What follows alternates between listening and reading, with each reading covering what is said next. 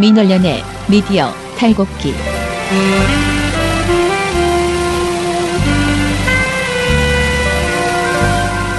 민원련의 미디어 탈곡기 69화 시작하겠습니다. 예, 저는 민원련의 김원경 사무처장이고요. 미디어 탈곡기의 이장입니다. 네, 저는 부녀회장 배나은 활동가입니다. 네, 청년회장 이봉우 활동가입니다. 어제 우리 KBS, MBC 시민행동이 어제 기획단 회의를 했는데요. 네. 21일 날 금요일 날 KBS 본관 앞에서 저희가 첫 번째 이제 붉은 파티. 그거 맥주 네. 주는 거 확실한가요? 맥주를 무료로 시민들에게 증정하는. 그럼요. 네. 예. 오시는 분들께 다 드립니다. 무제한은 아니고요. 한 1인 캔씩. 1캔. 1일 1캔. 네. 네, 그래서 사실은 촛불 문화제인데 촛불 문화제라 그러면은 좀 혹시라도 너무 거룩한 분위기로 아실까봐. 예. 네. 그래서 그런 건 아니고 저희가 정말 KBS 구성원들과 노동자들과 함께 고대형 퇴진을 위해서 진짜 금요일 저녁에 같이 한번 놀아본다. 이런 의미이기 때문에 맥주 한 캔씩 하면서 초대 가수도 있습니다. 누구 오세요? 네, 초대 가수가 아직 섭외가 확정되진 않았지만은 네, 초대 가수가 있고 또 노정열, 황교익 대표적인 블랙리스트 피해자 두 분, 또 말씀을 잘하시고 재밌게 잘하시기로 유명한 두 분이죠. 이 두 분이 또 토크쇼를 하시기 때문에 상당히 재밌을 겁니다. 그래서 우리 청취자 여러분들뿐만 아니라 많은 시민분들이 금요일 날 저녁 7시에 KBS 본관 앞으로 와주시면 재밌는 시간 보낼 수 있을 겁니다. 이번 주죠? 네, 이번 주 매주 금요일입니다. 또 다음 주엔 또 MBC예요. 네, 아무튼 매주 KM 앞으로 와주시면 감사하겠습니다.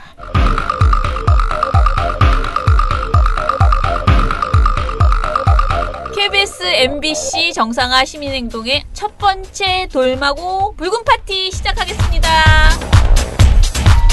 이번 주죠. 이번 주 금요일부터 KBS 앞에서 저녁 7시 촛불문화제를 하고요. 그리고 그 다음 주에는 MBC에서 매주 번갈아 가면서 격주로. 예. 그러면 이 사안에 관심이 있으신 분들은 일반 국민들도 와서 힘을 좀 보태달라. 그렇죠. 이런 네. 얘기도 하고.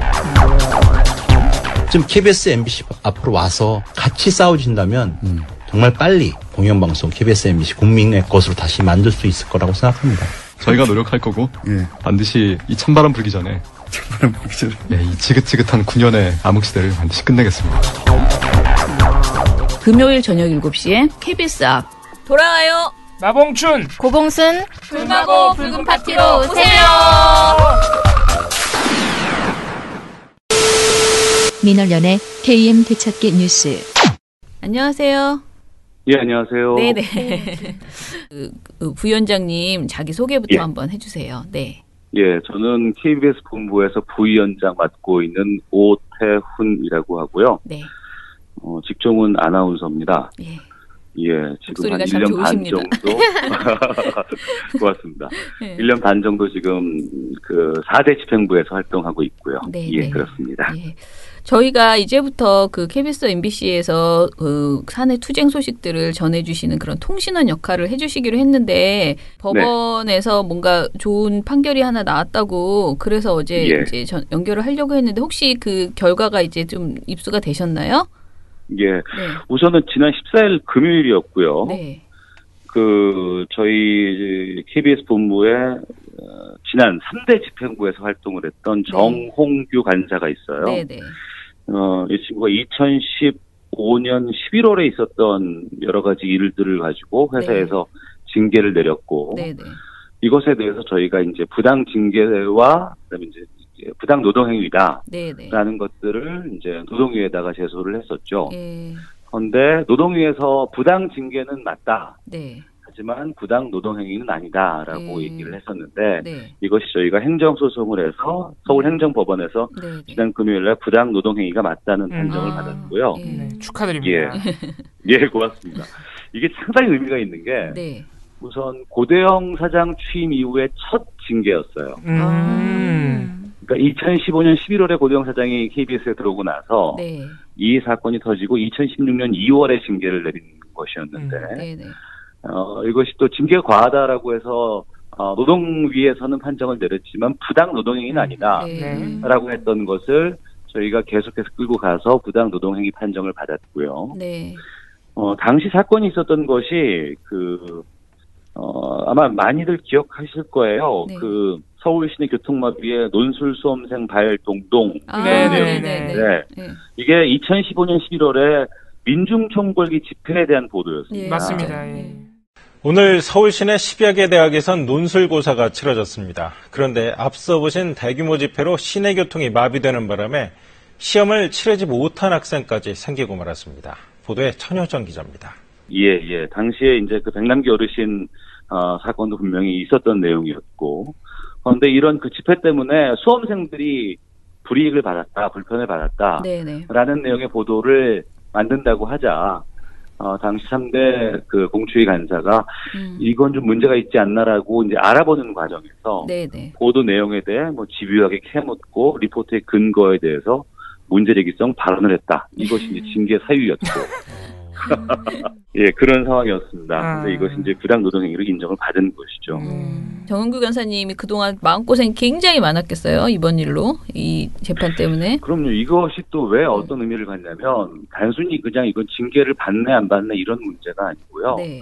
노동조합에서 공추위 간사, 우리가 말하는 이제 공정방송추진위원회라고 그렇죠. 하는데 예.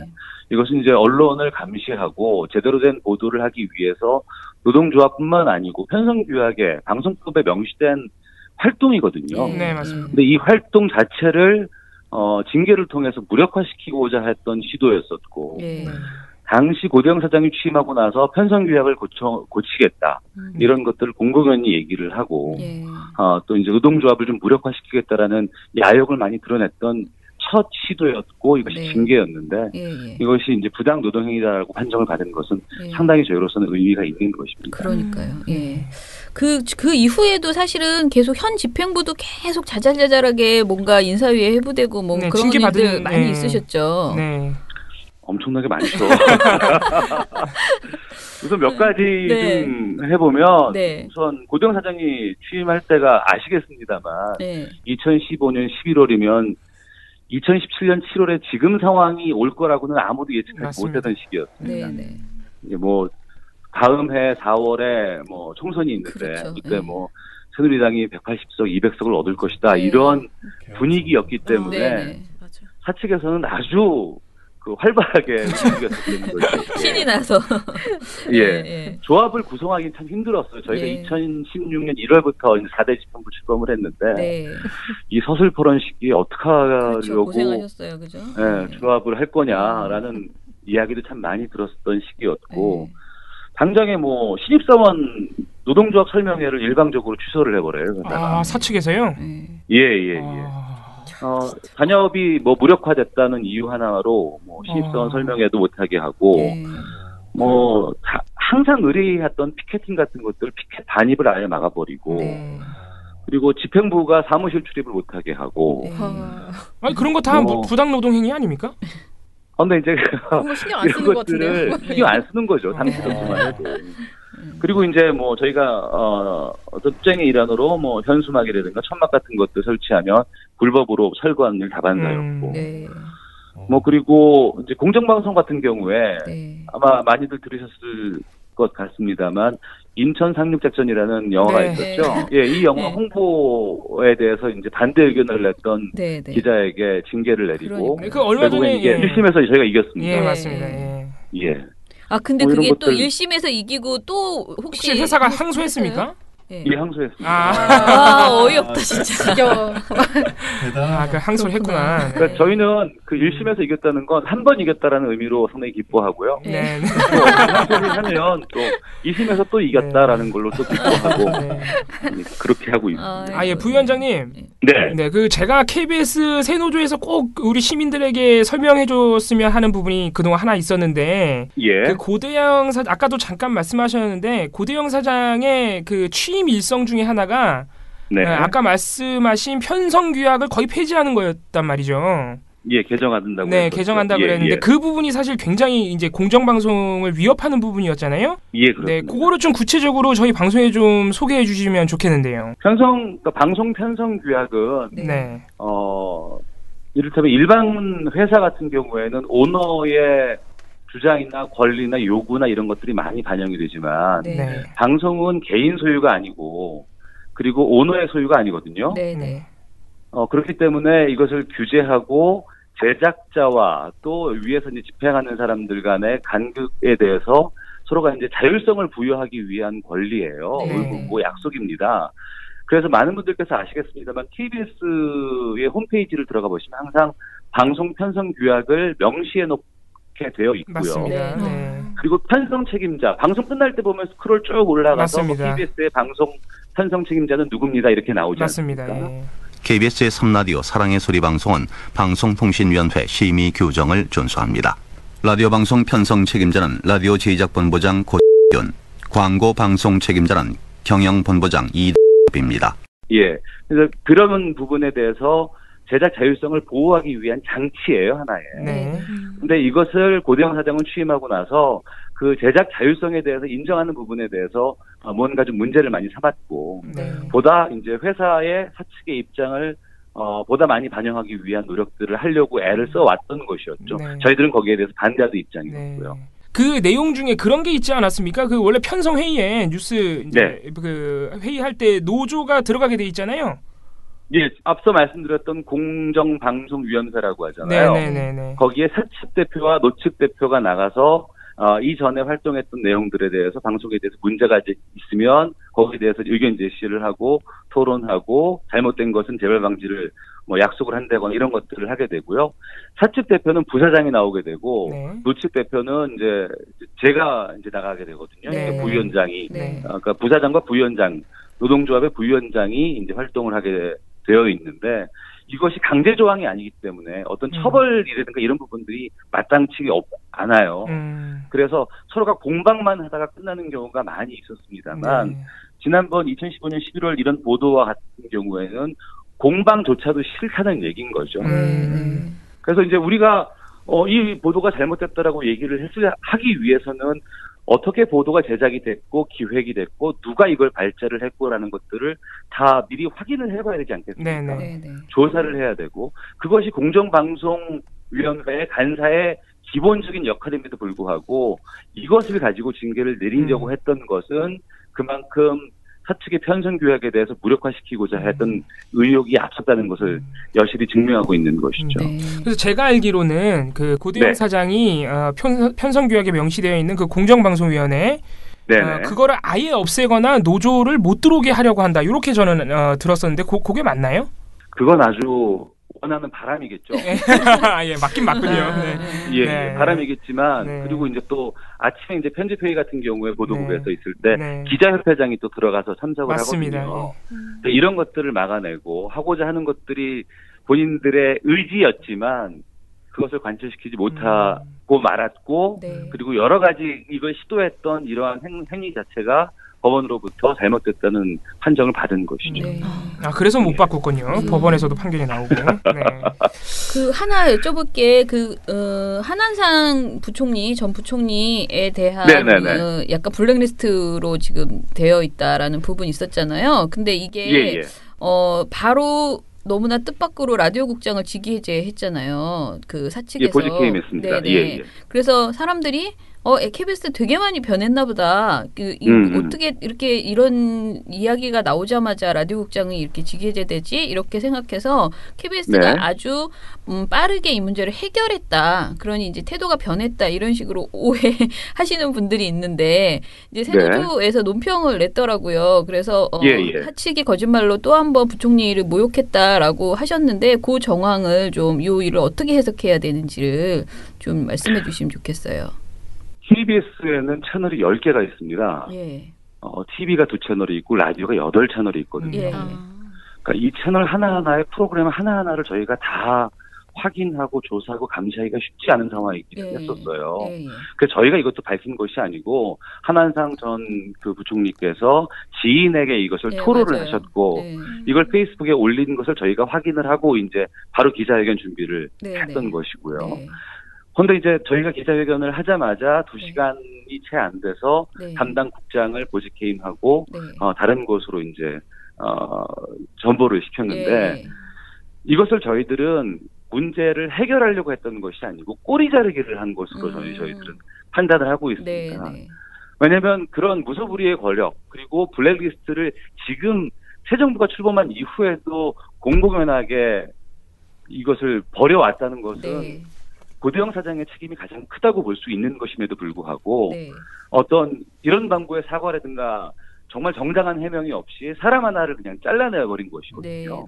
이건 꼬리 자르기고 거기다가 또 이제 회사가 홍보실을 통해서 기자들에게 메일을 보내요. 이제 해명의 메일을 보냈는데 그 안에 한한상 교수께서 사과를 받아주셨고 다음 방송에 출연하기로 했다라고 말씀을 하신 거예요.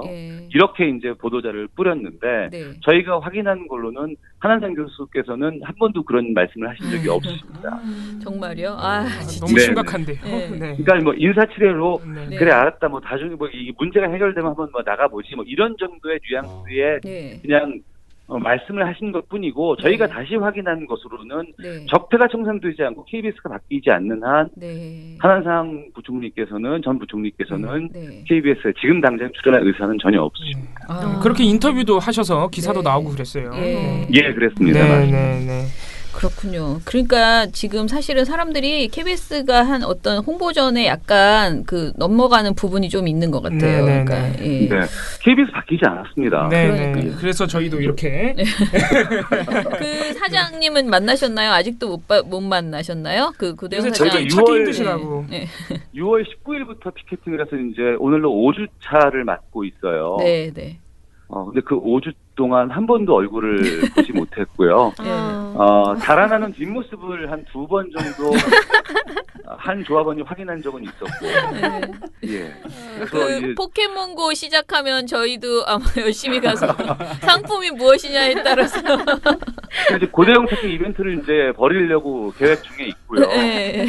근데 이게 참 이렇게까지 해야 되나라는 아쉬움도 들고 사내에서는 많은 분들께서 그런 말씀을 하세요. 지금 사장이 그런 사장이었어? 이전만 해도 무슨 뭐 카리스마가 많고 뭐 약간의 좀 이미지도 좀 강하고 말하지 마. 그래서 급변하지 마 이런 카리스마. 그 호기는 어디 가고요. 한번 얼굴 좀 한번 보자고 했는데도 불구하고 볼 수도 없고 저희가 이제 차량 앞에서 기다리고 있었거든요. 한번 얼굴 좀 봅시다. 우리가 막 자는 건 아니고 그런데도 불구하고 차를 시동을 살짝 걸어놓고는 있어요. 차가 마치 출발하면서 이제 바로 올 건 양. 그런데 이제 화물 엘리베이터 타고 다른 쪽으로 가시고 이런 그 숨바꼭질이 계속되고 있는 지리한 상황입니다. 언제부터 그렇게 노조를 무서워하셨는지. 그러니까요. 근데 그 전에도 저희가 보지는 못했어요. 근데 그전에는 저희를 이제 무시해서 상대를 안 해줬는지 그건 잘 모르겠습니다만 지금 상황과는 좀 많이 다른 양상이죠. 아무튼 저는 정은구 간사님 그 문제는 우리가 좀 언론에서 많이 보도될 수 있게 많이 회자될 수 있게 지금 보니까요 하나도 안 떴어요 기사가. 기사화가 안 되고 있습니다. 그래서 좀 이게 왜 그러냐면은요 14일날 이 판정이 나왔는데 아직까지 저희들도 판결문을 받아보지 못했어요. 그렇군요. 저희가 계속해서 좀 찾고 알아보고는 있는데 이것이 어떤 시스템에 올라와야지만 이제 일반적으로 배포가 되는데 그 상황까지는 지금 올라오지 못한 상황이기 때문에 대략적인 말씀만 제가 드릴 수밖에 없었던 것 좀 양해를 드리고요. 곧 나오면은 저희가 성명이랑 이런 것들 다 배포를 하도록 하겠습니다. 성명이 나오면 저도 열심히 좀 알리고 홍보를 하겠습니다. 저희가 이번 주 금요일 날 이제 KBS 앞에서 드디어 첫 우리는 붉은 파티라고 돌먹어 붉은 파티라고 지었지만 아무튼 촛불 문화제가 이제 열리는데요. 처음 하시다 보니까 부담되시죠? 막 어떻게 할까? 그렇지 않으세요? 잠을 못 자요. 해야 되고 단순히 집회나 좀 가열차게 이런 거는 저희가 많이 해봤는데 좀 재밌고 그리고 이제 좀 집중도도 있고 그러면서도 모두가 좀 이렇게 흥겹게 투쟁을 할 수 있는 그런 파티로 만들려고 하다 보니까 조금 좀 고민은 됩니다만 또 저희 선우조가 그런 건 또 잘하거든요. 그래서 꼼꼼하게 준비를 할 테니 많은 분들께서 좀 함께 해주시면 좋지 않을까 말씀드립니다. 저희도 홍보 열심히 하고 홍보하고 특히 그 맥주를 한 잔씩 먹을 수 있다는 것에 초점을 맞춰서 시원하게 준비를 해야 될 것 같은데 어떨지 저기 온도 유지가 관건입니다. 그 뭐죠? 뭐 아이스박스 그거 많이 구할 수 있다고 저기가 언론 노조에 아이스박스가 많다 그러더라고요. 별 생각을 다 하고 있습니다. 맥주도 좋고요. 술을 안 드시는 분들 위해서 아이스크림 준비하고 할 테니까 많은 분들께서 오셔서 KBS에 건강한 사람들 많이 있다는 거 확인해 주셨으면 좋겠습니다. 예, 예. 네. 그러면은 우리 아주 잘해서 촛불 문화재 이야기들 다음 주에 한번 이야기 나눠보겠습니다. 예. 네, 고맙습니다. 네, 감사합니다. 네, 고맙습니다. 적폐 청산 가운데 가장 중요한 분야 중에 하나가 저는 언론 적폐라고 생각합니다.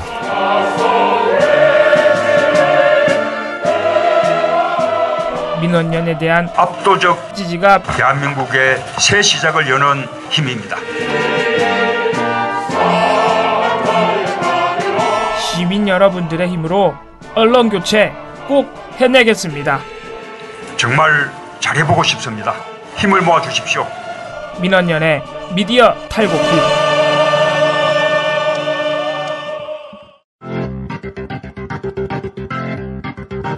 방송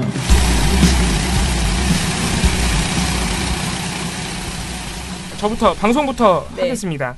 저희가 지금 KM 시민행동을 시작한 상황에서 지금 첫 번째로 홈페이지에 올라갈 콘텐츠가 뭐냐면 방송장악 이명박 박근혜 방송장악 이후 KBS MBC 최악의 보도 사례 플러스 그 전에 좋았던 시절 요거로 지금 이제 콘텐츠로 준비하고 있어요. 좋다. 그 전에 좋았던 시절. 네, 좋았던 것부터 살짝 말씀드리면 지금 사실 한 배나은 간사랑 제가 동년배인데 저희 나이 때만 해도 KM의 좋았던 시절은 기억이 안 나요. 네, 몰라요. 뭔지 몰라요. 네. 왜냐면 그게 이제 2008년 이전으로 거슬러 올라가 버리면 저희가 되게 어릴 때예요. 그러니까 되게 어릴 때로 해봐야 뭐 TV를 안 볼 때죠. 네, 중고교생 때라서 이런 뭐 방송사라든가 방송 뉴스라든가 또는 정치 사회적인 현안에 전혀 관심이 없을 때죠. 그렇다 보니까 잘 모른단 말이에요. 그래서 요새 젊은 친구들은 진짜 전혀 모른다. 그래서 KM에 그냥 거의 뭐 아웃 오브 안중 요새 말로 그런 상황이기 때문에 좋은 거를 소개해드릴 필요가 있어요. 그래서 좋은 거 몇 개 말씀드리면은 이제는 말할 수 있다. 뭐 요 정도는 뭐 그나마 좀 알려진 PD 수첩 광우병도 물론 유명하지만 PD 수첩 황우석 사태 뭐 요런 거. 네, MBC가 히트를 쳤던 왜냐면 황우석 박사 같은 경우에는 거의 온 국민이 찬양하고 있는 그런 분이었는데 MBC가 진실을 홀로 캐내가지고 융단 폭격을 맞았습니다. 심지어는 MBC PD 수첩이 잘하고 있다고 논평을 낸 민원연도 융단 폭격을 맞았던. 네. 네, 너네는 도대체 왜 국민적 영웅을 욕하고 그러냐, 막 이런 거죠. 아무튼 근데 PD 수첩이 진실이었다는 게 나중에 다 밝혀졌죠. 그리고 KBS 같은 경우에 KBS 스페셜이 한때 MBC PD 수첩과 함께 굉장히 경쟁을 했던. 아 진짜요? 네. 이건 진짜 몰랐는데. KBS 스페셜이 혹시 지금도 있다는 걸 아십니까? 네. 지금도 있긴 한데. 1도 몰랐습니다. 네. 예전에는 비정규직 노동자들의 삶이 얼마나 힘든지를 심층적으로 탐사보도를 했던 그런 다큐멘터리 프로그램이었습니다. KBS 스페셜은 진짜 좋았어요. 네, 그러니까 정말 그것뿐만이 아니고 매주 진짜 그러니까 MBC에서 나오는 거하고 좀 다르게 대중을 설득하는 힘이 굉장히 감정적인 거를 건드려요. 네. 그 사회적 약자들을 조명하면서. 진짜 내용이 좋았어요. 네. 네, 그래서 KBS 스페셜도 상당히 좋았지만 지금은 거의 잊혀졌죠. 뭐 하는지도 모릅니다. 지금 진짜 뭐지? 네, 뭐 하는지도 몰라요. KBS 스페셜도 좋았지만 그거 생각나요? 베를루니쿠스 혹시 보셨어요? 이태리의 베를루니쿠스 총리 네. 그 총리가 엄청 이상하잖아. 네, 이상한 분이에요. 보통이 아니잖아. 뭐 한두 개가 그뿐만이 아니고 그분이 그 언론 재벌이에요. 맞아요. 네. 근데 그 사람이 어떻게 해서 총리가 되고 그러니까 언론 재벌이었을 때 행태 그다음에 총리 이후에 그 사람이 얼마나 나라를 말아먹고 그 언론 어떻게 장악했는지 이거를 MB가 딱 들어설 때 했어요. 그러면서 멋있다. 네, 그걸 KBS 스페셜이 했거든요. 엄청 멋있었어요. 그러니까 사람들이 뭐야 똑같네 이렇게 생각되는 그런 부분. 왜냐하면 발언이나 뭐 거짓말 뭐 이런 게 너무 비슷한 거예요. 하는 행동이. 그러고 그대로 당했군요. 네. 네. 우리가 맞아요. 예언하고 거의 뭐 유언장 같은 거죠. 네. 데스 사인 뭐 이런 거죠. 네. 보통이 아니었어요. 굉장히 좋은 방송이었어요. 네. 네, KBS 스페셜도 그랬고 KBS에 또 그 전으로 더 거슬러 올라가면 인물 현대사라는 프로그램이 있었어요. 우리 문성근 회원이라고는 잘 모르시죠? 문성근 씨 굉장히 유명한 그분이 진행했던. 그래서 우리 언론계 선생님들이시는 뭐 송건호 선생님이나 이런 분들도 다 소개가 됐었고 조봉암 요새는 뭐 거의 금기어가 돼버린 우리 TV에 조봉암. 그런 분이. 네. 공영방송이 조봉암 선생의 억울한 죽음. 그분이 독립운동이나 농민운동에 투신했던 그런 역사들 이런 거 조명해주고요. 아무튼 굉장히 좋은 프로그램이 많았습니다. 그런데 지금은 뭐 그런 프로그램이 있지도 않고 또 저는 기억이 나는 KBS에 좋았던 시절 중에 기억나는 게 하나가 KBS 역사 스페셜은요 정말 좋은 프로그램이었어요. 네. 저는 그 완전 어릴 때 너무 아무것도 몰라서 진짜 천둥벌거숭이이던 시절에도 지금도 천둥벌거숭이. 네. 그래서 지금은 똥인지 된장인지 구분은 하거든요. 네, 똥인지 된장인지 구분은 해요. 이명박 나쁜 사람 뭐 이 정도는 구분을 하는 상황인데. 네. 근데 그런 것도 구분 못하던 시절이 있었어요. 제가 제가 역사를 워낙 좋아했어요. 어렸을 때부터. 역사 스페셜은 정말 좋은 프로그램이었어요. 예. 그래서 그런 것도 기억이 나고요. 하지만 지금은 다 역사 스페셜 폐지될 때도 내부 구성원들이 상당히 격렬하게 반응했습니다. 그런 프로그램이 없으면 안 된다. 하지만 역시 다 없어졌고. 네. 아무튼 추정 60분 지금도 있다는 사실을 알고 계십니까? 뭐 하는지 뭐 하는지를 몰라요. 네, 아무도 모릅니다. 추정 60분 최근 사례 제가 하나 말씀드리면 세월호 일주기 때 세월호 일주기를 하지 않아서 민원연이 비판한 적이 있습니다. 네. 여기 뭐 그것이 알고 싶다 이런 타사의 탐사 프로그램은 다 하는데 KBS와 MBC가 하지 않았던 안타까운 그 정도로 변질이 된 거죠. 아무튼 그런 상황입니다. 그래서 좋았던 프로그램들이 충분히 많아서 저희가 시민행동 차원에서 나선 것이고요. 그러면은 최악의 보도, 최근으로 와서 장악된 이후에 최악의 보도 어떤 사례들이 있느냐. 먼저 KBS부터 오늘 풀어드릴게요. MBC가 정말 더 화려한데 KBS부터 말씀을 드리겠습니다. 그래서 첫 번째는 이걸 사실 빼놓을 수 없습니다. 세월호 참사 전원구조 오보. 야, 이거는 진짜 나쁜 놈들. 이건 빼놓을 수가 없습니다. 특히 이거를 사실 KBS만 그런 게 아니고 모든 방송사가 다 했어요. YTN, 연합뉴스 TV 너나 할 것 없이 다 했는데 놀라운 사실은 오후 1시 반까지 총 구조자 368명과 같은 계속된 전원구조 오보가 나갔다는 점입니다. 제정신이 아니구만. 아니 뭘 보고 그렇게 한 거지? 네, 그러니까 이게 이제 전원구조 오보의 진원지가 어디냐에 있어서는 계속해서 조사가 있었어요. 그래서 세월호 참사 2014년에 있었던 뭐 국정감사라든가 특조위에서도 계속해서 그게 있었는데, 그래서 뭐 해경이다, 뭐 이런 여러 가지 정황이 나왔지만은 이 결론은 뭐냐면은 어느 부처도 책임을 지고 이 통계를 확인 및 검증하지 않았다. 이거는 확인된 사실이고 해경이나 뭐 저기 정부나 저 해양수산부나 어느 곳에서도 이거를 그러니까 야 여기서 그렇대, 저기서 그렇대 하고 그냥 발표해 버리는 거예요. 확인을 안 해. 최초 그럼 진원지가 어딘지 모르겠네요. 지금 몰라요 그거를. 왜냐면 다들 그냥 우리는 저기서 그렇게 얘기해줘서 그렇게 알았어요. 그러니까 이게 막 얽혀 있어요. 단원고, 해경 그리고 저기 해양수산부 다 얽혀 있는데 전부 그렇게 기록이 남아 있는 거야. 재난주간 방송사고, 재난주간 방송사이기 전에 언론사잖아요. 언론사면 예를 들어서 해경이 저기서 그렇대요 그러면은 그거 확인된 거예요? 당연히 기자 물어봐야 돼요. 현장에 기자가 있었죠. 심지어 현장에 있었죠. 전국의 기자들과 네. 그래서 KBS는 가장 늦게까지 전원구조 오보를 낸 방송사 중에 하나입니다. 이게 더 진짜 더 1시 반까지. 네, 그렇고요. 자, 그리고 두 번째 사례는 혹시 태양의 후예라는 드라마 기억나십니까? 네. 네, 우리 박근혜가 사랑한 드라마입니다. 네. 박근혜 대통령이 이거를 해외 순방 가서도 공개적으로 칭찬을 했던 드라마죠. 네. 그리고 이 드라마 어떤 행사에 가가지고 송중기 씨를 바라보는 눈빛이 생중계 화면에 잡혀서 굉장히 화제가 됐죠. 네. 성공한 덕질. 네, 전에 없는 그런 밝은 표정. 네. 그래서 굉장히 화제가 된 드라마인데 KBS가 이거를 2016년 2월 24일에 첫 방송을 했어요. 자, 2월 24일부터 3월 31일까지 한 달여 동안 KBS 메인 뉴스인 9시 뉴스에서 무려 10건의 보도가 나옵니다. 태양의 후예 홍보 보도가. 그래야 할 필요가 있나? 자, 그러면 3일에 한 번꼴로 KBS 메인 뉴스가 자사 드라마를 선전한 거예요. 다른 드라마도 이렇게 해주나요? 안 해주죠. 다른 드라마 이렇게 해줘. 그렇게 해주면은 뉴스 전체가 드라마로 꽉 차야 돼요. 네. 왜냐면 KBS 드라마를 많이 하니까. 드라마 뉴스야. 네, 왜냐면 KBS 1에도 드라마가 있고 2에도 드라마가 있단 말이에요. 그러니까. 자, 참고로 태양의 후예는 KBS 2 드라마입니다. 네. KBS 1 드라마도 아니에요. 네.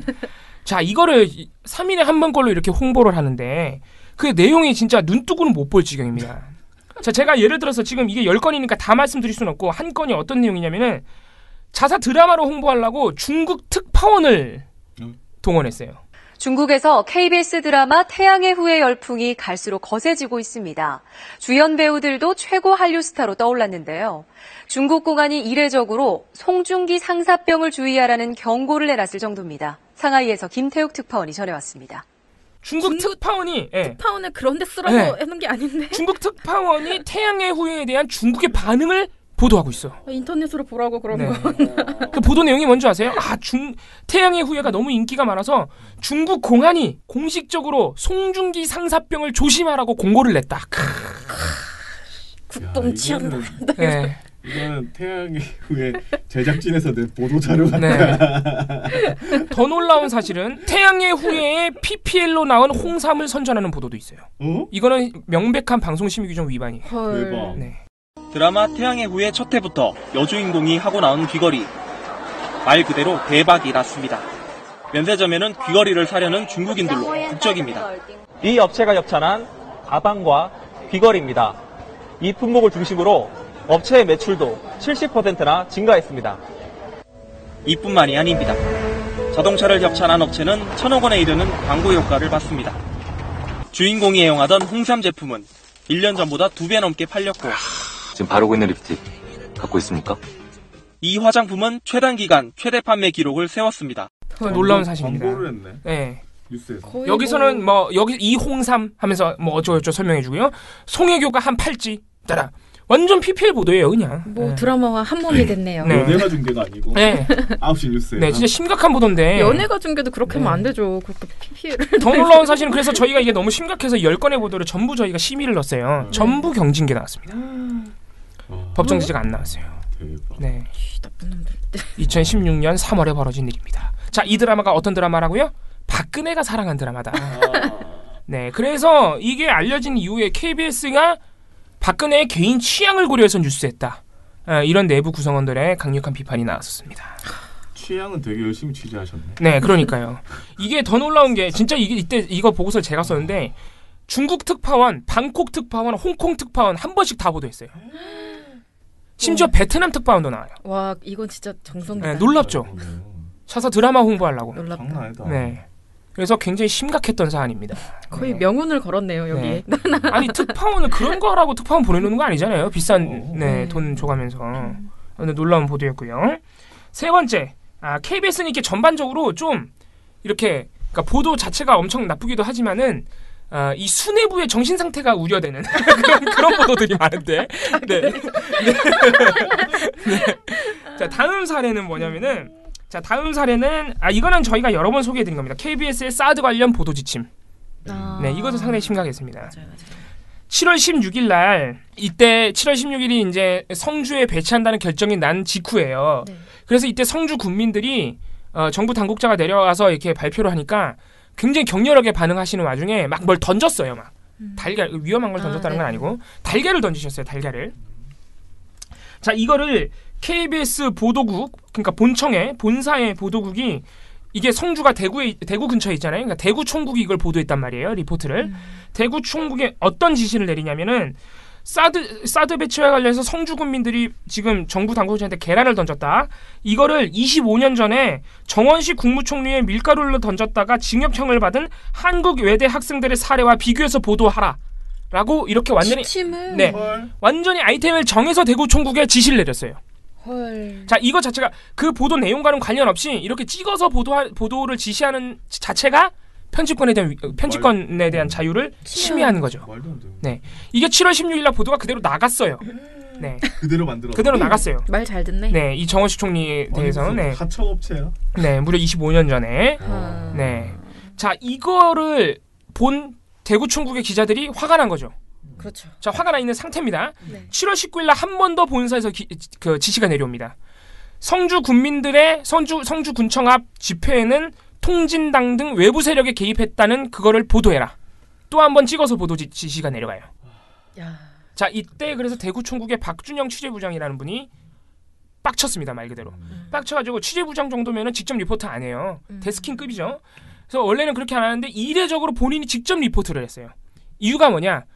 후배들한테 이런 말도 안 되는 보도를 시킬 수는 없다. 왜냐하면 이때 이미 7월 19일이 됐으면요. 이미 그 통진당 등 외부 세력이 개입했다는 보도가 7월 16일부터 막 나왔어요. 연합뉴스 등에서. 근데 이미 사실을 확인해보니까 아니야. 대구총국 기자들이 확인해보니까 아닌 거예요. 통진당이 있긴 있는데 막 두세 명 있어. 막 저기 어디 카메라에 그냥 잡힐 듯 말 듯 막. 그러니까 아닌 거죠. 막 그리고 성주 군민들 인터뷰해보니까 아니라는 거야. 막 화를 내셔. 그러니까 이미 이게 오보인 걸로 다 판명이 난 상황에서 또 하라 그러니까 본사가. 그래서 박준영 취재부장이 이건 아니다. 하지 마라. 내가 알아서 할게 하고 지시에 없는 그러니까 지시가 내려오지 않은 거를 자기가 넣어서 보도를 했어요. 뭐냐면은 성주 군민의 외부 세력 개입 없다. 있다 그러면 우리가 적극 대처하겠다. 이런 성주 군민의 인터뷰를 박준영 취재부장이 일부러 넣어서 보도를 했어요. 균형을 맞추려고. 기자님이네. 네. 그런데 이미 본사에 따라서 보도 제목은 성주 시위 외부 인사 참가 확인 이런 식으로 나가버렸고 그러니까 이런 거를 다 막을 수는 없으니까 본인이 그 인터뷰를 하신 거죠. 그렇게 하고 이 사실을 폭로했습니다. 박준영 취재부장이. 성주 국민들의 반론 꼭 들어가야 된다 하고 주장했지만 그 받아들이지 않았답니다.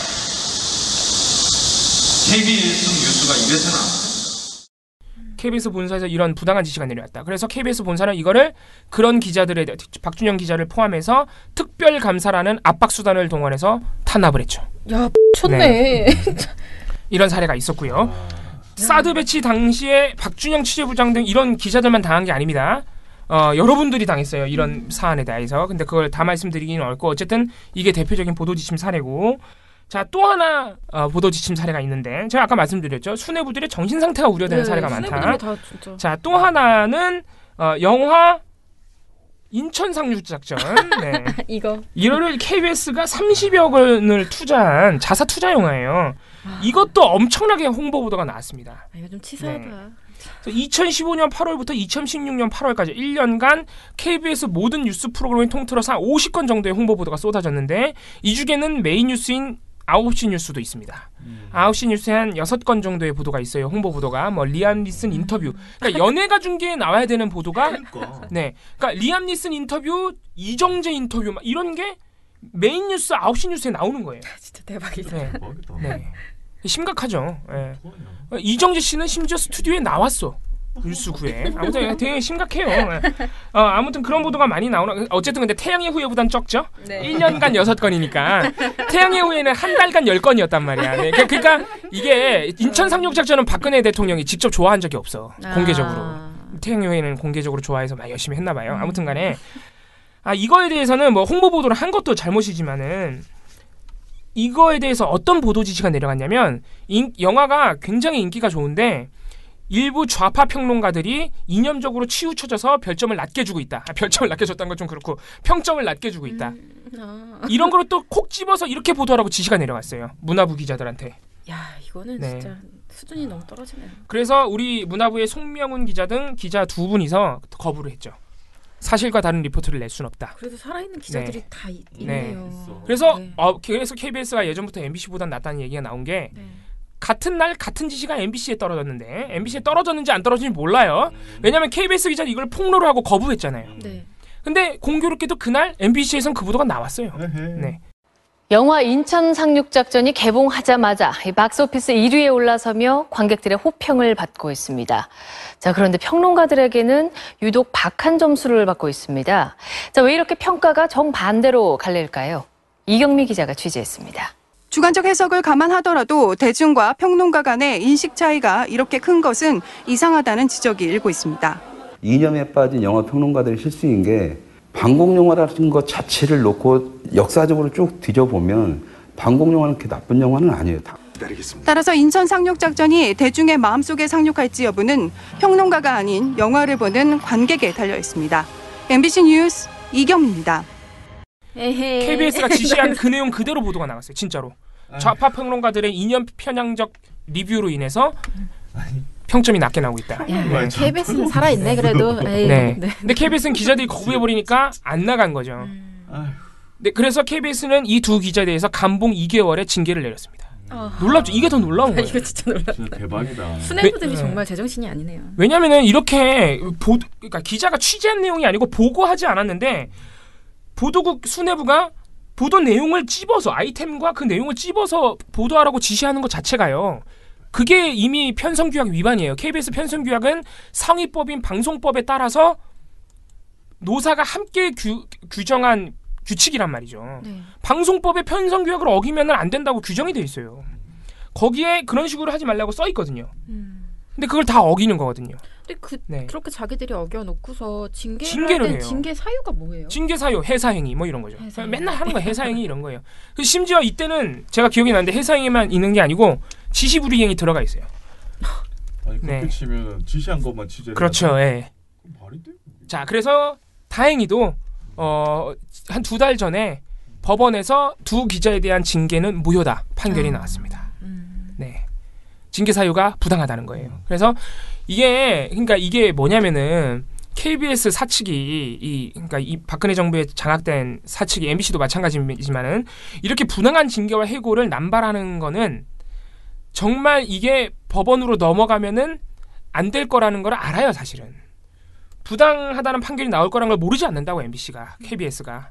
근데 하는 이유는 일단 그렇게 압박하는 거예요. 왜냐면은 재판에는 시간이 걸리거든. 네. 일단 징계를 때리면 그건 일단은 집행이 되잖아요. 특히 이렇게 감봉 같은 경우야 기자들이 잘리는 건 아니지만 MBC는 막 유배 보내버리고 막 수백 명이 100명이 넘어갔단 말이에요 지금. 유배 보내고 자르고 막 이래버리면 일단 집행이 돼버리니까 판결 나올 때까지 1, 2년의 시간 동안 그 기자는 제작부서에서 일단 쫓겨나는 거예요. 그러면은 계속해서 저항할 수가 없죠. 그런 상황을 일단 만들어 놓고 보는 거죠 MBC가. 아무튼 그래서 KBS의 워스트 5는 지금 다 소개를 해드렸는데 하나가 남았는데 백남기 농민 사망진단서 처음에 병사로 나왔던 거 아시죠? 네. KBS가 그 병사로 나온 그날 사망진단서 문제없다는 걸 제목으로 뽑아서 보도했던 사례입니다. 아무튼 간에 그래서 KBS의 대부분의 사례는 이렇게 부당한 보도 지침 또는 지시가 상당히 많았어요. 이 이유가 뭐냐면 어떻게 보면 이 이유가 뭐냐면 KBS 기자들은 이걸 거부하고 폭로했기 때문에 이게 알려진 거예요. 그죠, 그러네요. 근데 MBC는 이런 사례가 없고요. 이렇게 사측의 부당한 지시 사례가 없고 그 보도들이 그냥 다 나왔어요. 무슨 말인지 아세요? 그러니까 그 부당한 지침 사례가 알려져서 그게 사례가 아니라 부당한 지시가 내려왔다는 건 몰라요 우리가. 모르는데 그냥 그게 다 보도로 나온 거예요. 그래서 다 그게 워스트 사례로 다 나왔어요. 도친 개찐인데 KBS, MBC가 다른 점은 뭐다? KBS는 저항하는 기자들이 내부에 남아있기 때문에 저항을 해서 이게 다 알려지는데 MBC는 다 쫓겨나 있어서 그거는 몰라요. 모르는데 지시가 내려졌는지는 모르는데 그게 다 보도로 나왔다는 거죠. 그대로. 그 지시가 내려졌지는 모르겠지만 지시가 내려진 것처럼 보이는 그런 보도들이. 어떻게 보면 그런 결과를 보면 MBC가 더 악랄하게 기자들을 억압하고 엄청나게 억압한 거죠. 예. 제가 좀 정리해야 될 부분이 있어요. 일단은 오늘 얘기 중에서 이제 KBS 전원구조 오보 제가 아까 처음에 봉 씨가 이거를 줬을 때 KBS 오보를 빼자라고 맨 처음에 얘기를 했거든요. 그 이유는 KBS가 전원구조 오보를 제일 먼저 한 게 아니고 제일 마지막으로 했거든요. 그 너무 웃기지 않아요? 제일 마지막으로 했어요. 제일 마지막으로 했어요? 그게 더 웃긴데? 네.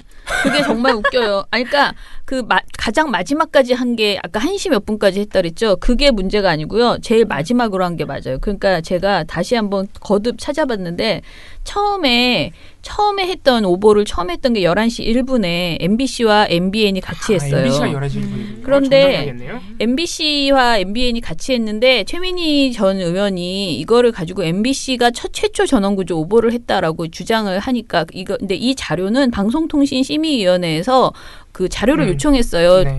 최민희 의원이 전체 방송사가 전원구조와 한 첫 시간을 다 체크해서 달라 해서 방송통신위원회에서 심의위원회에서 이제 영상이 다 있잖아요. 모든 영상을 다 확보하고 있으니까 그걸 이제 조사를 했더니 그렇게 나왔어요. 그런데 그 MBN과 MBC가 같은 시간에 했다는 거예요. 그래서 이제 그 최민희 의원은 MBC가 전원구조 오버라고 얘기했는데 그걸 이제 그 보도자료를 뿌리고 비판을 했어요. 근데 MBC에서 항의를 했어요. 우리는 전원구조 최초 오보가, 그러니까 그 오보의 최초자가 아니다.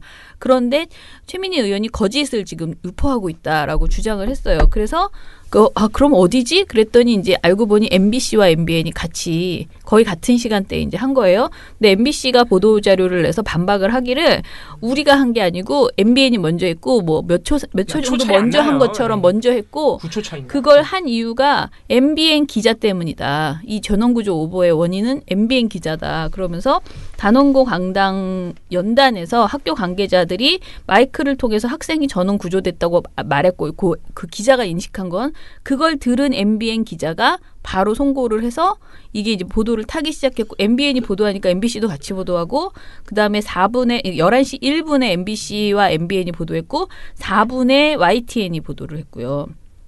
이런 식으로 막 늘어나기 시작하는데 KBS는 26분에 했다 그랬잖아요. 그러니까 KBS가 26분에 했을 때에는 해경이 공식 발표를 한 게 25분이에요. 그러니까 그래도 KBS는 해경 발표를 듣고 전원구조 오보를 낸 거예요. 그런데 그 시간에는 이미 정정 보도가 나가기 시작했을 때 다른 방송사들은 그 전에 이미 정정 보도가 나갔어요. 24분쯤에 전원구조 오보가 사실이 아닌 것 같다라는 보도를 이건 사실이 아닌 것으로 보인다라는 보도가 막 나가니까 왜냐하면 전원구조가 전원구조가 오보인 것 같다라는 보도가 이미 나가고 있을 때 KBS는 공식 해경 발표를 받아서 26분에 한 거예요. 거죠. 네. 근데 저는 제가 사실 굉장히 이 부분에 있어서 좀 냉정한데요. 사실은 법이랄 가이드라인대로 하면은 KBS가 맞아요. 왜냐면은 공식 발표에 의존해서 보도하게 되어 있어요. 모든 것을. 그런데 해경이 어찌됐든 공식적으로 그거를 인정을 했기 때문에 전원구조 됐다고 보도를 25분에 한 거잖아요. 그러니까 공식 발표를 한 거잖아요. 그러니까 그거를 이제 받아가지고 했다는 거죠. 근데 사실은 인식을 하면, 그러니까 이 전원구조 오보에서 가장 큰 문제는 현장에서 아닌 것 같다라는 그런 막 내려보낸 사람들의 의견들이 분명히 있었는데 그거를 너무 무시한 그런 상황인 것이 이제 가장 큰 문제라고 보거든요. 그런 점에서 KBS하고 MBC에게 우리가 비판하지 않을 수 없는 게 양산은 지역 그게 있잖아요. 지역 총국이 다 있단 말이에요. 있잖아요. 심지어 MBC는요. 목포 MBC 기자들이 이거 오보라고 계속 항의했어요. 그러니까. 내면 안 된다. 네. 그런데 11시 1분에 내버렸죠. 그런 측면에서 양쪽이 다 굉장히 큰 종편과는 다른 종편은 사실 아무 취재망이 없어서 그냥 서울에서 이렇게 들리는 걸로만 가지고 보도를 할 수밖에 없는데 그런 점에서 굉장히 문제적인 방송이다. 그리고 그 전원구조 오보를 그렇게 늦게까지 방송한 건 사람들이 MBN을 믿겠어요? KBS를 믿겠어요? 그러니까 KBS에 대한 신뢰를 확실하게 특히 이거는 국가적인 일에 있어서는 그 재난 문제에 있어서는 믿을 수밖에 없는데 근데 이제 물론 KBS가 해경인가요? 해양수산부인가요? 해경이요. 해경의 공식 발표를 듣고 가이드라인대로 이제 발표를 한 거지, 보도를 한 거지만 그래도 11시 26분 최초 보도를 한 거는 납득할 수 없는 부분이에요. 왜냐하면 다른 방송사들은요, MBC가 11시 24분경에 전원구조 오보, 아까 전원구조 오보를 전원구조는 아닐 가능성이 있다고 정정을 했고, 다른 방송사 11시 17분에 한 데도 있고, 막 이렇게 다른 방송사는 이미 정정을 할 때가 지났단 말이죠, 이미. 그래서 그런 부분에서는 참 KBS도 그런데 저는 가이드라인에 대해서 항상 걱정을 그러니까 뭐든지 규칙이 있어야지 규칙대로 하는 게 기자들에게는 굉장히 중요하잖아요. 근데 지금 우리의 그 재난보도 가이드라인이 너무 정부에 딱 의존하게 되어 있거든요.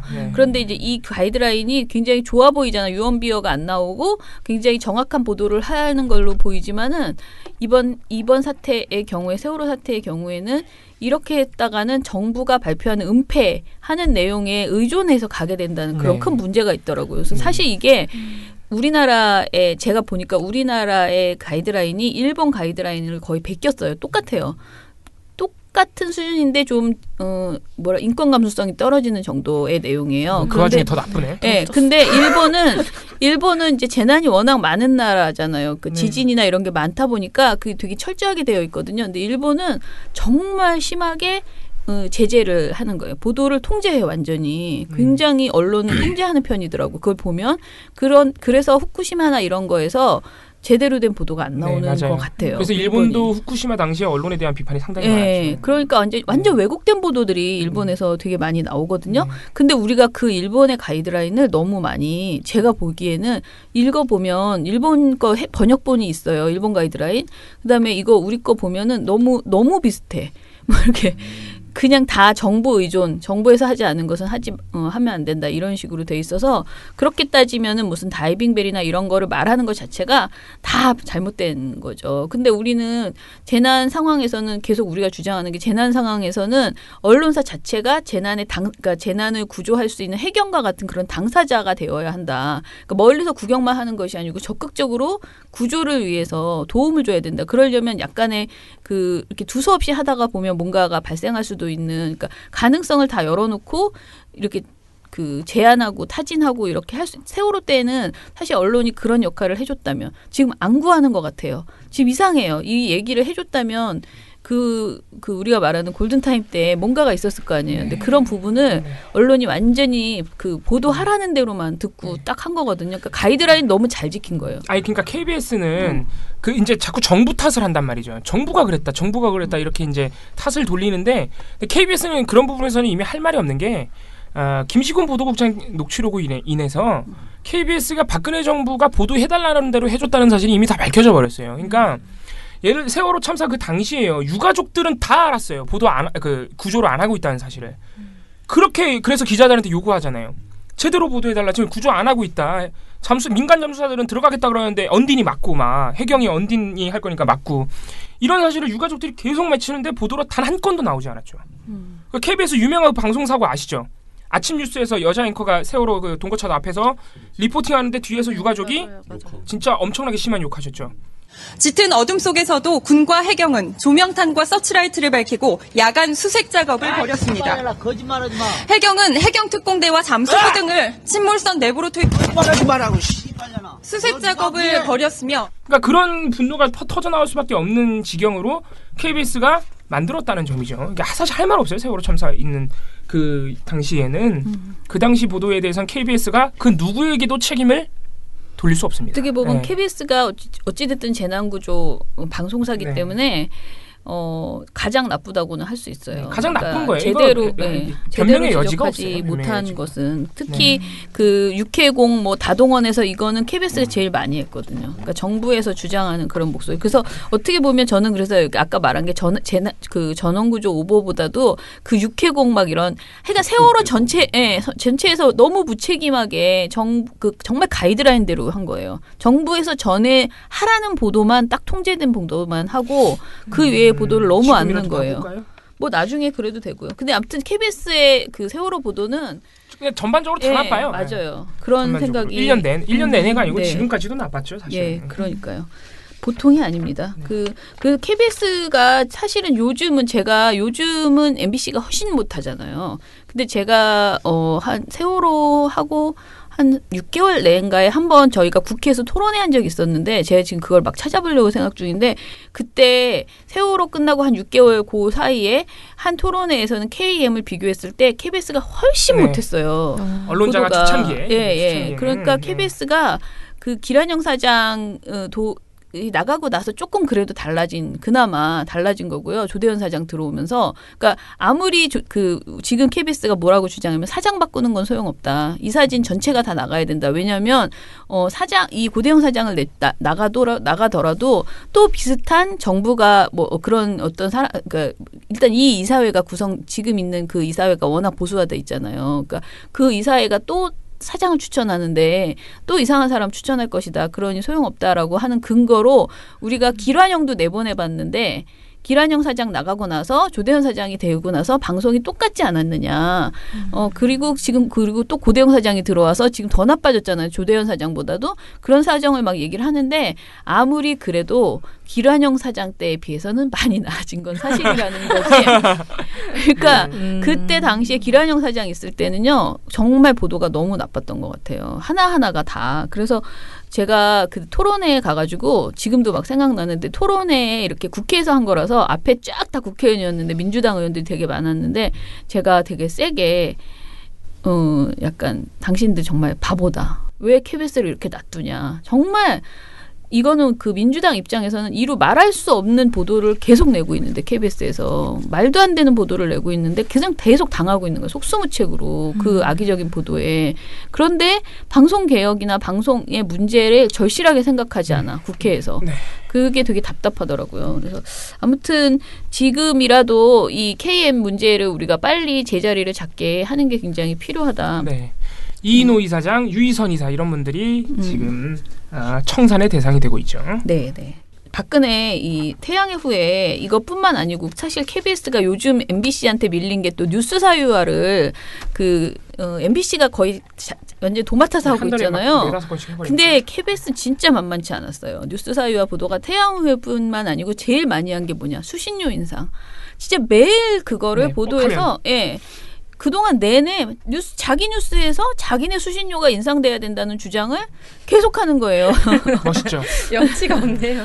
그리고 무슨 외국에서 무슨 세미나 같은 거 막 한 다음에 수신료가 필요하다, 수신료의 가치를 생각한다, 막 이런 그런 그 세미나 같은 거 한 다음에 그거 가지고 틀어다가 막 세네 꼭지로 시리즈로 막 수신료가 왜 필요하냐 이런 거 굉장히 많이 하고 그런 소리를 방송을 제대로 만들 때 예를 들면 정현주 사장도 사실 수신료 인상해야 된다고 얘기했어요. 정현주 사장도 그때 수신료가 너무 낮아서 제대로 된 좋은 프로그램을 만드는 데는 KBS가 역부족이다. 뭐 하다못해 KBS가 그 돈을 제일 많이 쓰는 게 그 좋은 다큐멘터리 같은 거 만들어야 되는 것과 두 번째가 대하사극이에요. 그 역사들 돈이 많이 들어가 무슨 뭐 왕건 이런 거 있잖아요. 그게 KBS가 아니면 만들 수가 없대요. 우리나라에서는 어떤 방송사도 그런 거를 그렇게 투자를 할 수가 없대요. 그런데 또 그게 그걸 뭐라 그러지? 출연하는 사람들도요 엄청난 헌신이더라고요. 전 그거 몰랐는데 그 KBS에서 그 방송을 만드시는 그 작가들과 그러니까 그 제작팀 있잖아요. 그 사람들이 보면 배우를 구할 수가 없대요. 힘드니까. 힘들고 돈은 너무 조금 주고. 몇 달 내내 막 산속에 들어가 있어야 되고. 네네. 그러니까 되게 고생하는데 그거를 그렇게 근데 그게 없어지면 우리한테 그러니까 그런 식의 드라마들이 굉장히 필요하다는 거죠. 사실 그거 한번 뜨면 되게 좋아하는 사람들 많잖아요. 근데 이런저런 돈이 되게 많이 필요한데 그 좋은 우수 다큐멘터리 같은 거를 만들고 좋은 드라마를 만들고 이러려면 돈이 필요하다. 그 말은 맞아. 근데 방송을 정상화 시켜놓고 돈을 올려달라 그래야지. 어디서 정말 뻔뻔스럽게 뉴스에서 계속 그 수신료 올려달라고 그러다가 민주당 도청 사건까지 벌어진 거예요. 그 도청 사건이 수신료 인상 때문에 한 거거든요. 그 작전으로 한 거거든요. 그래서 추적하네요. 네, 진짜 추적해요. 맞아요. KBS의 수신료 인상에 대한 그 짱구 굴리기 이거는 진짜 그 팀 하나가 있잖아요. 수신료 대책팀 같이 이렇게 아예 한 팀이 있어가지고 엄청 그 여론화를 하고 돌아다니는. 그래서 아까 말씀드렸던 KBS 스페셜 이런 KBS 자체 제작의 다큐멘터리가 이제 나오기 힘든 구조가 돼버렸어요, 사실은. 네. 그래서 KBS로 진짜 정상화시키는 일이 시급한 게 이제 다큐멘터리 같은 경우 대하사극도 마찬가지인데 이렇게 스케일이 커지잖아요. 외주를 줘버려요. 자기네가 안 한다고 돈 아낀다는 명목으로. 그래서 빨리 KBS를 정상화시켜서 그런 환경 자체를 바꿔놔야 됩니다. 네, 맞습니다. 언론들이 이명박근혜 아바타입니까? 실망입니다. 4차 산업혁명은 이미 우리 곁에 와 있습니다. 민원연은 4차 산업시대를 맞아 언론의 미래만 보고 가겠습니다. 우리나라의 기울어진 언론 지형을 바로잡을 단체 누굽니까? 민원연의 미디어 달곡기. I see skies of blue.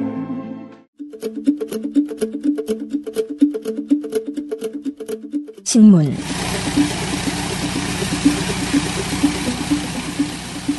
저는 짧게 그거 최저임금 그것만 너무 궁금해요. 그거 어떻게 보도했는지. 근데 이게 최저임금 이 보도 자체가 다 예상한 그대로 보도를 했는데 사실 이 문제는 양쪽의 의견들을 다 두루 얘기할 필요는 있잖아요. 그렇죠. 네. 이게 뭐 맞습니다. 알바생들, 편의점 알바생들의 입장뿐만 아니라 편의점 점주의 입장도 사실 중요한 거고 그럼요. 그리고 최저임금을 올린다는 것 자체가 사회적으로 구조조정을 하겠다는 의미인 거고 그래서 반드시 후속 대책이 필요한 것도 사실이고 그러니까 굉장히 포괄적으로 많은 이야기들을 해야 되는 사례인데요.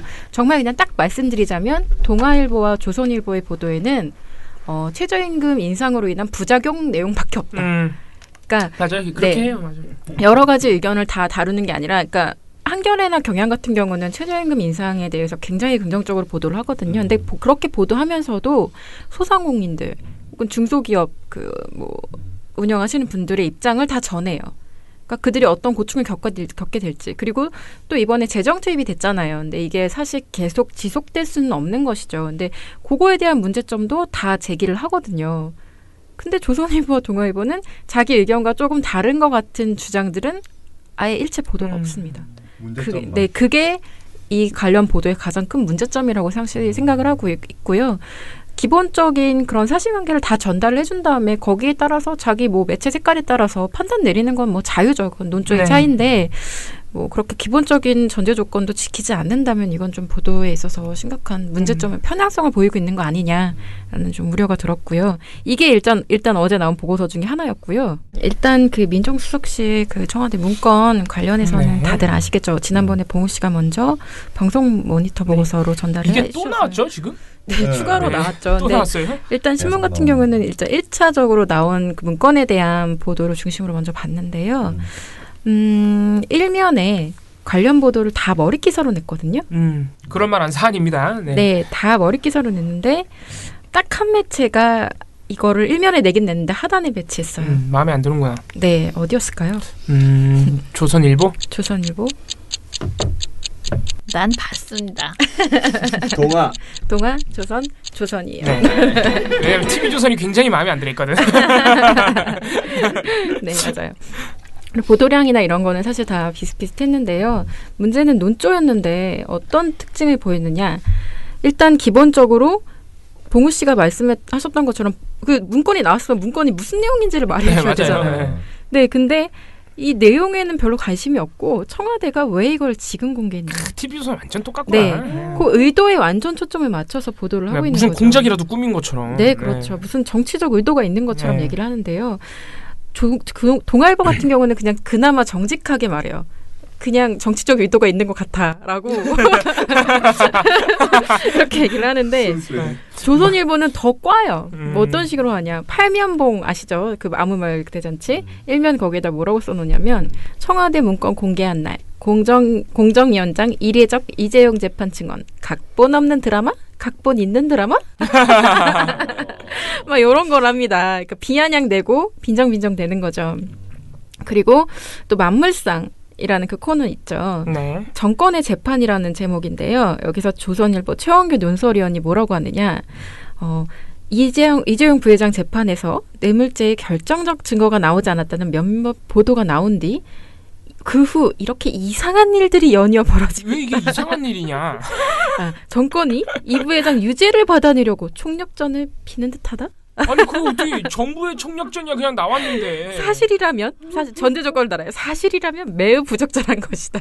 진짜 막 쓰는구나 기사를. 네, 이런 짓을 하고 있습니다. 조선일보. 아니 근데 막 정부가 공작을 꾸몄다는 전제가 막 깔려 있잖아요 지금 저 글들에.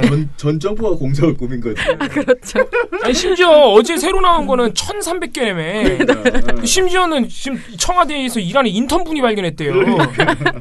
아니 그 일을 얼마나 엉망진창으로 한 거야 이게. 나라를 구한 인턴이라고 지금. 네. 그리고 또 하나 눈에 좀 띄는 거는 그 동아나 조선하고 좀 달리 중앙은 약간 몸을 사려요. 그러니까 동아랑 조선이 하는 것 중에 또 하나의 특징이 뭐냐면 발견된 문건이 별 가치가 없을 거고 증거로도 취득되지 않을 거고 막 이렇게 약간 후려치는 그런 보도들을 내거든요. 근데 중앙일보는 안 그래요.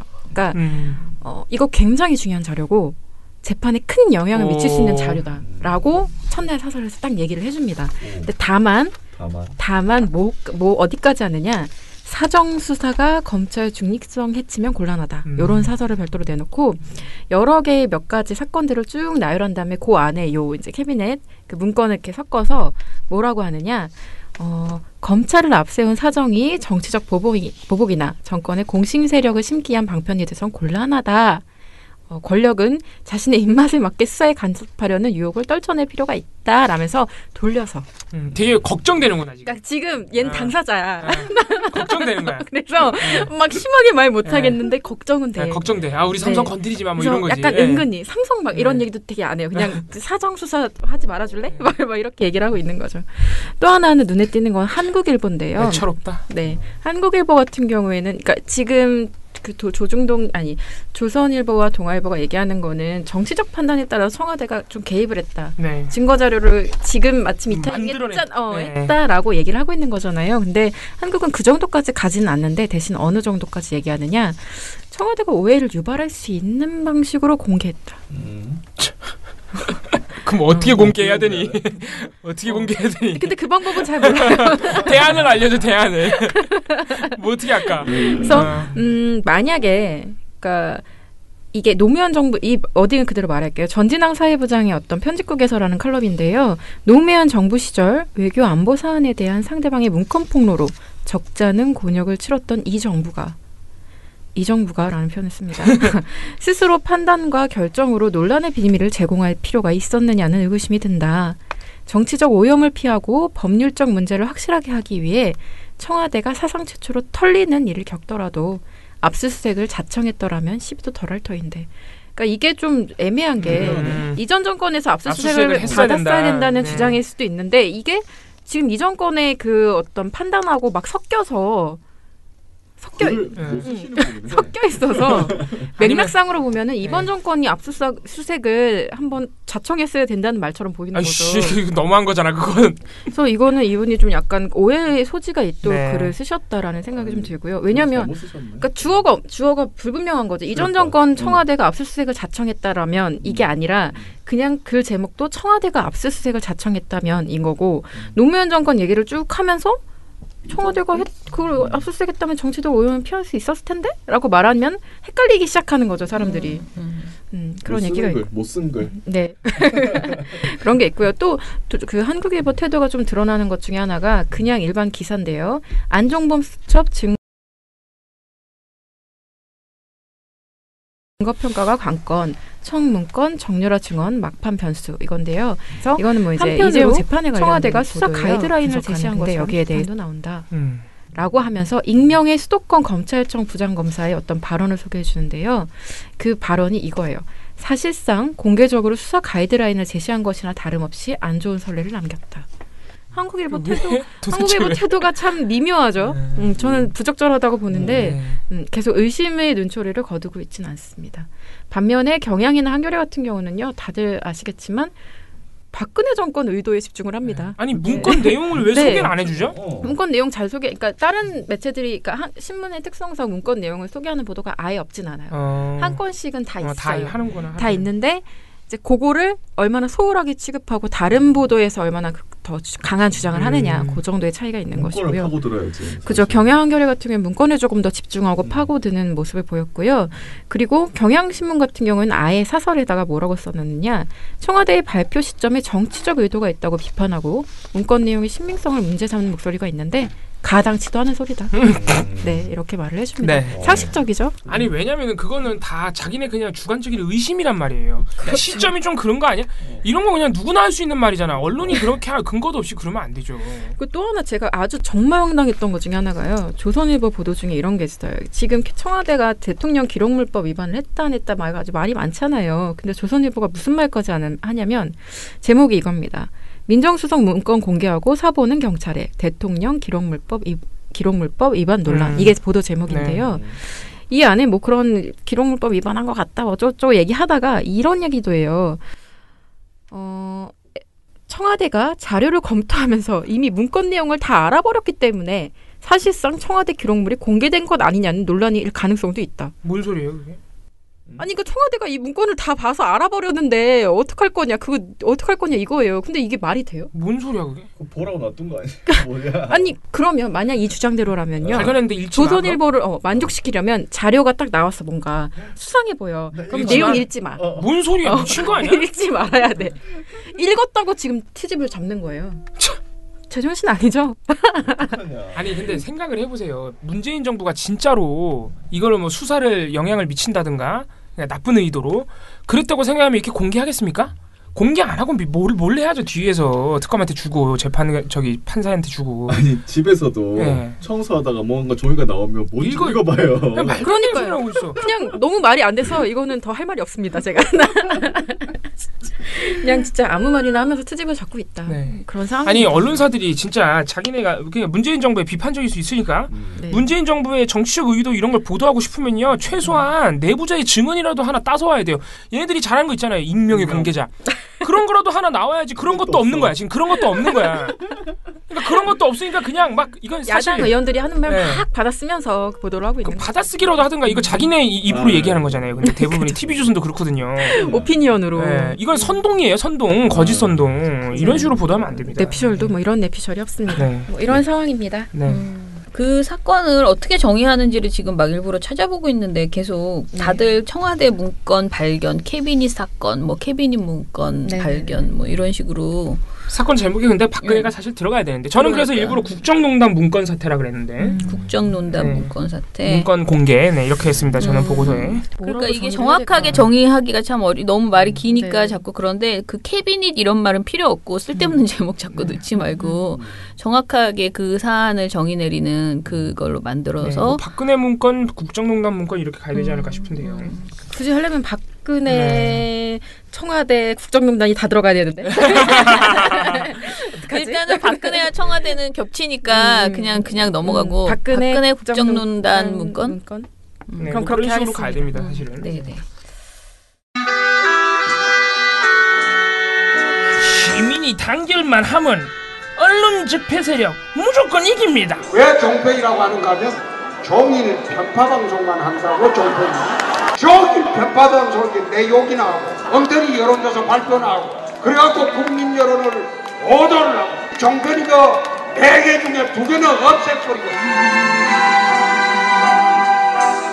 모든 언론 세탁기 이어서 한번 돌리겠습니다. 아니죠. 우리는 민원연의 미디어 탈곡기에 넣고 확 돌리겠습니다. 민원연의 미디어 탈곡기. KBS, MBC 피해자 증언대회를 하게 됐거든요. 그래서 이번 달 7월 27일 국회 제1세미나실이라고 목요일입니다. 있어요. 가장 큰 세미나실이거든요. 그래서 꽉 채워주셔야 되는데 오후 걱정입니다. 2시고요. 국회 제1세미나실. 그런데 지금 출연자를 KBS와 MBC로 인해서 피해를 받은 사람들을 쭉 이제 정리를 지금 하고 있어요. 그래서 섭외 중인데 한한상 부총리님은 너무 연세 많으셔서 잘 움직이시지 않으신데요. 섭외는 해보신다 그랬어요. 네, 그래서 일단 섭외하는데 만약에 안 되면 부총리님 그 발언을 이미 다 영상으로 찍어놓은 게 있어서 같이 영상도 보고요. 그리고 뭐 황교익 씨, 선대인 씨 등 블랙리스트, KBS 블랙리스트, 그리고 MBC 김재동. 블랙리스트 또 꽤 있잖아요. 이거 정말 재밌겠네요. 네, 그분들 그 다음에 또 제가 생각하는 것은 이제 세월호 유가족 그리고 백남기 농민. 사드 대책이 백남기 농민 하여간 KBS, MBC가 세상에 잘못한 게 워낙 많다 보니까 거의 모든 민중이 다 피해자예요. 정제하기 너무 힘들어요. 나가나요? 네, 민주노총 그다음에 이봉우 그리고 저기 MBC 공대위 하느라고 팍 삭은 언론노조의 비포애프터 사진 보여주나요? 네. 근데 우리 청취자 여러분들께서 모든 시민들도 참석할 수 있다는 거를 알아주셔야 되는 게 그냥 국회 오시면 됩니다. 방송 보다가 MBC 더보니 너무 짜증나 이런 분들도 나와서 발언하고 싶으시면 증언대회 할 수 있어요. 네. 그런 자리이기 때문에 마음껏 또 국회 제1세미나실 아무나 들어올 수 있는 데입니다. 오시면 됩니다. 그리고 또 저희가 생중계도 할 거예요. 그러니까 여러 가지 방식으로 아주 재미있는 콘텐츠가 될 수 있도록 저희가 막 이렇게 지루하지 않게 그러니까 그러니까 우프다라고 말하죠. 슬프면서도 그 좋은 내용, 얼마나 우리가 그동안 KBS, MBC의 9년의 그 방송 행태 때문에 우리가 얼마나 힘들었나를 잘 보여주는 그런 자리로 하려고 하거든요. 이 행사는 이 행사가 엄청 엄숙한 행사는 아닙니다. 네, 그러니까 맞아요. 오히려 재밌어야 되는, 재밌어야 되는 그런 부분이 좀 있어요. 네. 예, 잘 마련해 보겠습니다. 그래서 오늘 나온 이런 이야기들 그 정홍규 간사도 나오면 좋겠네요. 그죠?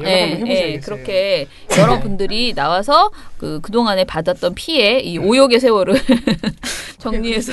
근데 진짜 아까도 말씀드렸지만 이렇게 징계 한번 받고 소송까지 가잖아요. 기본 2-3년이에요. 네, 맞아요. 엄청 힘들어요. 그 스트레스 굉장히 많이 받고요. 그 노조 활동을 확 위축시켜요. 이런 식으로 뭔가 걸고 재판으로 이렇게 압박하고 이런 게 MBC와 KBS의 공통의 특징이요. 물론 NK만 그런 게 아니고 모든 노동자들을 다 이런 식으로 지금 하고 있지만은 이게 또 특히 방송사다 보니까 당장의 보도에 영향을 미치는 거죠. 이런 부당 노동행위가.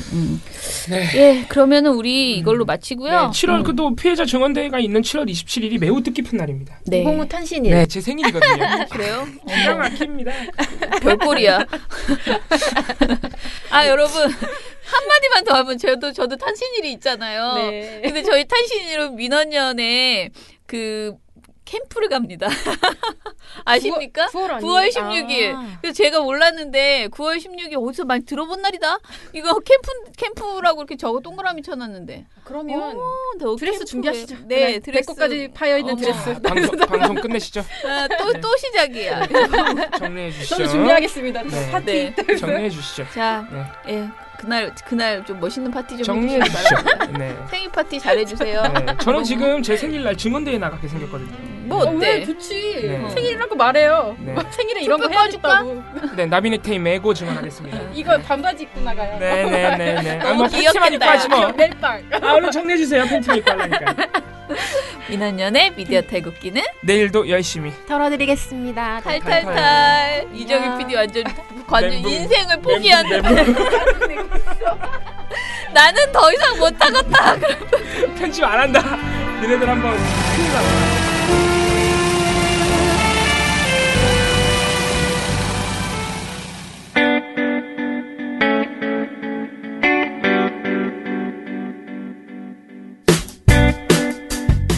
안녕하세요. 민원연의 이봉우 활동가입니다. 우리나라에서 언론의 문제는 민주주의의 문제입니다. 독재와 부패 기득권을 대변하는 언론들은 아직도 살아있습니다. 민주주의의 문제는 곧 우리 삶의 문제입니다. 사주의 입장을 반영한 권력의 욕심을 투영한 언론, 이들을 감시하려면 전문성과 꾸준함 그리고 투명함이 기초되어야 합니다. 민원연은 1984년부터 시민단체로서 언론을 감시해오고 있습니다. 민주언론시민연합은 여러분의 소중한 후원으로 투명하게 운영됩니다. 민원연 후원으로 언론을 감시하고 견제하는 활동에 힘을 보태주세요. 민주언론시민연합은 여러분의 소중한 후원으로 투명하게 운영됩니다. 회원 가입 및 후원 문의 전화번호는 서울 전화 02-392-0181입니다.